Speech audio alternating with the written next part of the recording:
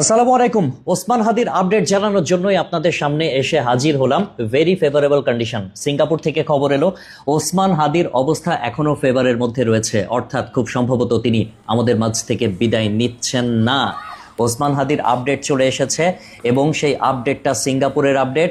তিনি সুস্থতার দিকে, অর্থাৎ তার অবস্থা এখনো ভালোর দিকে। ওসমান হাদি বলেছিলেন না যে মৃত্যুর ফয়সালা হয় আসমানে, জমিনে নয়। তাই কোনো অপশক্তিই আসলে মহান আল্লাহ তালার শক্তির কাছে কিছুই না। আল্লাহ তালা ওসমান হাদির মাধ্যমে পুরো পৃথিবীবাসীকে দেখিয়ে দিচ্ছেন, দেশবাসীকে দেখিয়ে দিচ্ছেন। এছাড়া 17 কোটি মানুষের দোয়া এটা কোনো অবস্থাতেই আসলে বৃথা যেতে পারে না। বাংলার প্রত্যেকটা মজলুম মানুষ, প্রত্যেকটা মানুষ যে যার জায়গা থেকে ওসমান হাদির জন্য দোয়া করছে।